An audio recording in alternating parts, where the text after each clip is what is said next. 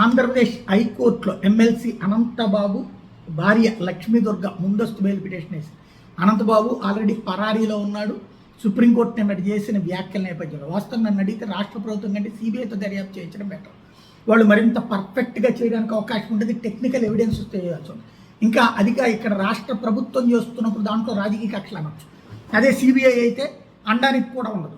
దాంట్లో అయితే ఖచ్చితం అతను ఎందుకు చేశాడు అన్న పాయింట్ మీద క్లారిటీ లేదు. అది ఖచ్చితంగా సిబిఐ అయితే పర్ఫెక్ట్గా తెలుస్తుంది.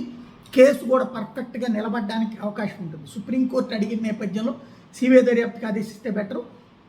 అనంతబాబు భార్య లక్ష్మీదుర్గ ముందస్తు బెయిల్ పిటిషన్ అయితే బెయిల్ వచ్చేంత వరకు సిట్ అధికారులకు దొరకకుండా ఉండేందుకు లక్ష్మీదుర్గ ప్రయత్నిస్తున్నదని పోలీసులు అనుమానిస్తున్నారు. ఆమె కోసం గాలిస్తున్నారు. ఇంకో పక్కన అనంతబాబు నిన్న ఆ కోర్టులో సుప్రీంకోర్టు వ్యాఖ్యల తర్వాత మండలి నుంచి జంప్ అయిపోయాడు. అతను కనిపించట్లేదు. వాస్తవంగా ఘర్షణలో అనంతబాబు తొయ్యడం వల్లే డ్రైవర్ సుబ్రహ్మణ్యం చనిపోయాడు అంటూ గతంలో అప్పుడు ఎస్పీ రవీంద్రనాథ్ బాబు చెప్పిన నేపథ్యంలో ఆయన మీద యాక్షన్కి రెడీ అవుతున్నారు. ఇప్పుడు సిట్ ఆయన్ని విచారించేందుకు కూడా అవకాశం ఉంది. ఆయన మీద కేసు పెట్టినా ఆశ్చర్యపోనక్కర్లేదు.